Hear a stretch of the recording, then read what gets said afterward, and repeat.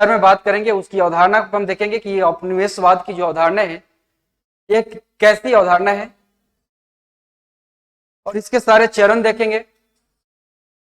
उसके बाद हम देखेंगे कि इसका प्रभाव क्या पड़ा।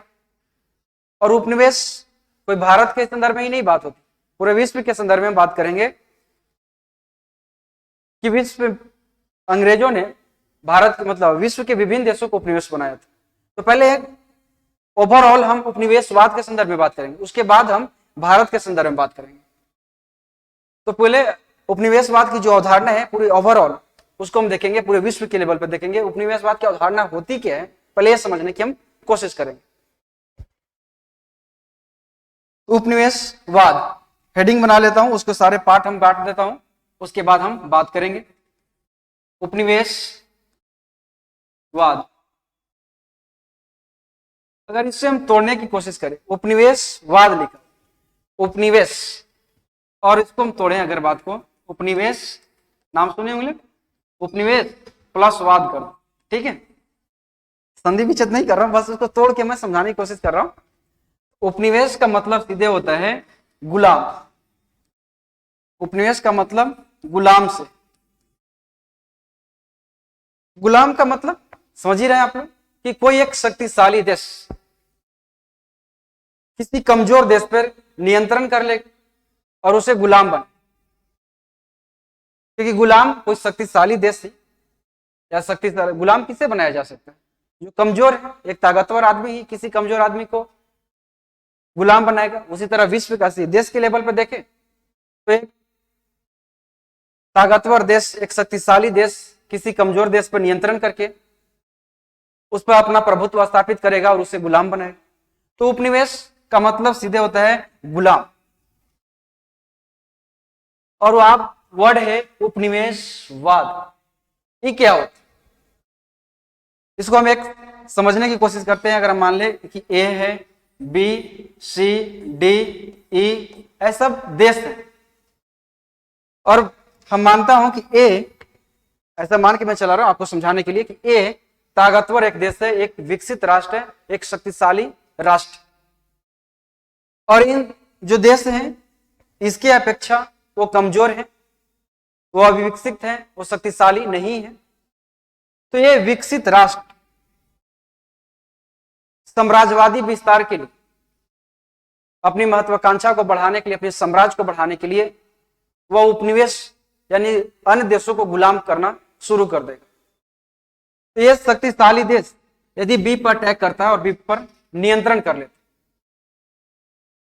तो इसे हम उपनिवेश कहेंगे, उपनिवेश।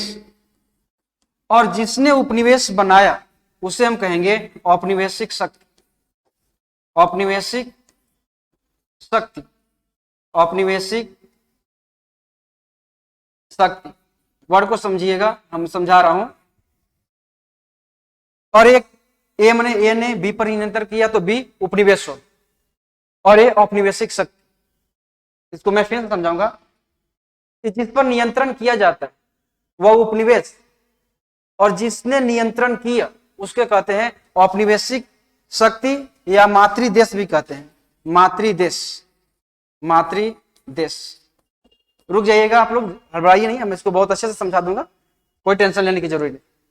हम समझाने की कोशिश कर रहे हैं उपनिवेशवाद।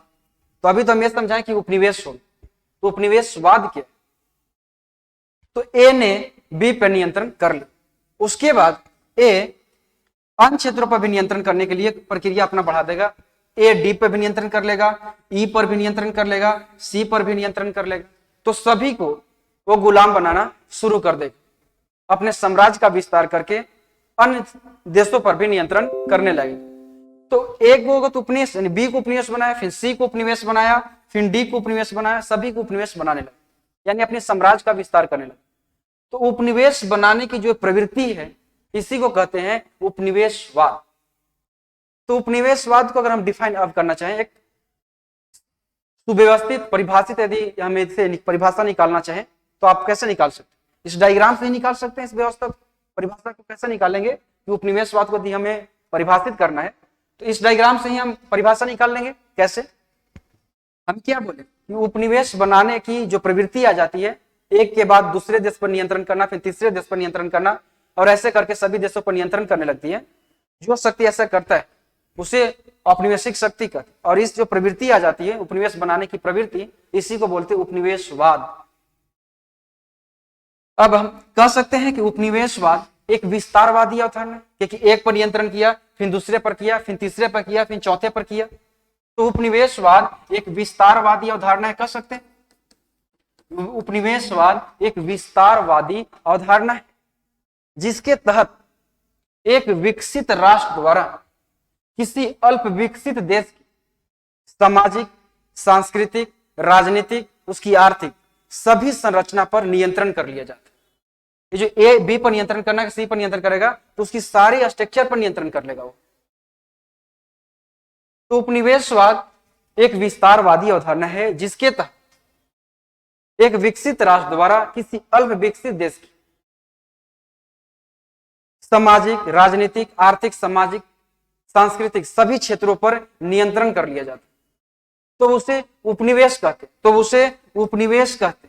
और ऐसा करने वाले को मातृदेश या औपनिवेशिक शक्ति कहते।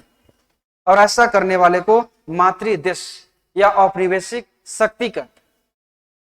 तो उपनिवेशवाद क्या है, ये सारे आप समझ गए बात को। इस डायग्राम से समझाने की आपको कोशिश की है कि उपनिवेश यानी गुलाम, और वही गुलाम बनाने की जो प्रवृत्ति आ जाती है, जिसमें टेंडेंसी आ जाती है वो एक के बाद दूसरे देश पर नियंत्रण कर लेता है, तो इस प्रवृत्ति को ही, उपनिवेश बनाने की प्रवृत्ति को उपनिवेशवाद कहते हैं।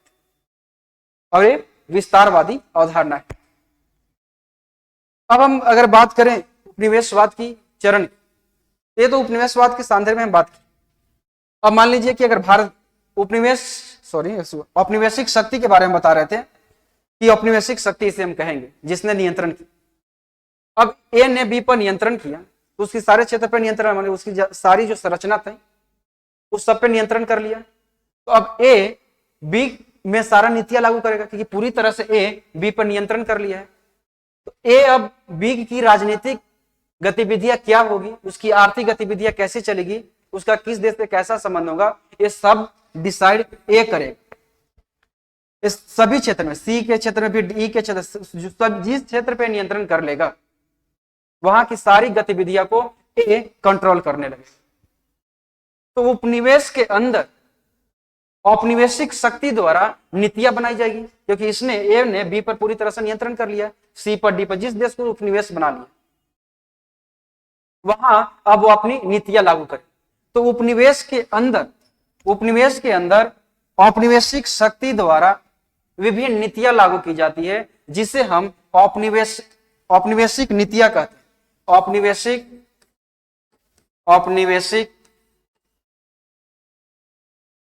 नीति या जो भी अनेक नीतियां लगाएगा तो नीतियां, औपनिवेशिक नीतियां कहते। तो उपनिवेश के मतलब औपनिवेशिक शक्ति के द्वारा उपनिवेश के अंदर विभिन्न नीतियां लागू की जाती है जिसे औपनिवेशिक नीति कहते। अब बताइए जो ये नीति लागू करेगा, अब सोचने की बात है, ये जो नीति लागू की औपनिवेशिक नीति, तो ए बी को क्यों गुलाम बनाएगा, सी को क्यों गुलाम बनाया, डी को क्यों गुलाम बनाया, उससे आर्थिक लाभ प्राप्त करने के लिए क्यों उस पर नियंत्रण किया हो, उससे लाभ प्राप्त करने के लिए किसी को गुलाम क्यों बनाया जाता है, उसका हम शोषण करेंगे, उससे हम लाभ प्राप्त करेंगे। तो नीतियां भी जो बनाएगी औपनिवेशिक नीतियां, जो भी ए बी के अंदर यानी औपनिवेशिक शक्ति यानी मातृदेश उपनिवेश के अंदर जो भी नीतियां लागू करेगा उस नीतियों में उपनिवेश का शोषण अनिवार्यता शामिल हो। वो जो भी नीतियां लागू करेगा उसमें निहित होगा कि उपनिवेश का शोषण होगा ही, क्योंकि औपनिवेशिक जो नीतियां लागू होती है उसका एक ही उद्देश्य होता है, एक ही मकसद होता है कि उपनिवेश का अधिकतम शोषण कर मातृदेश को यानी औपनिवेशिक शक्ति को अधिकतम लाभ सुनिश्चित करना, जितना संभव हो उपनिवेश का शोषण कर और शोषण करके मातृदेश को लाभ पहुंचे। तो औपनिवेशिक नीतियों में कह सकते हैं कि शोषण अनिवार्यतः शामिल होता है। तो औपनिवेशिक नीतियों में शोषण अनिवार्यता शामिल होता है। किसका शोषण? तो उपनिवेश। तो जो भी नीतियां लागू करेगी औपनिवेशिक शक्ति उपनिवेश के अंदर, उसमें शोषण निहित होगा उसमें शोषण अनिवार्यता रूप से शामिल। ये है उपनिवेशवाद की अवधारणा। ये जहां भी प्रवृत्ति मैंने उपनिवेश, जहां भी जो भी देश जिस पर नियंत्रण करेगा यही प्रवृत्ति वहां पर देखी जाएगी। तो उपनिवेशवाद की ओवरऑल हम यानी पूरे विश्व के लेवल पे जो उपनिवेशवाद की अवधारणा क्या है इस बात को हम आपको समझाते हैं। अब इसी अवधारणा को हम भारत में लागू करेंगे, क्योंकि भारत भी अंग्रेजों का गुलाम था।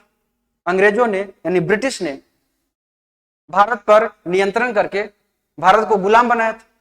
तो भारत को जब गुलाम बनाया था, उपनिवेश बनाया था, तो ये सारे प्रवृत्तियां जो हम पढ़ा है उपनिवेशवाद की, वो सारे प्रवृत्तियां भारत में लागू हो जाएगी।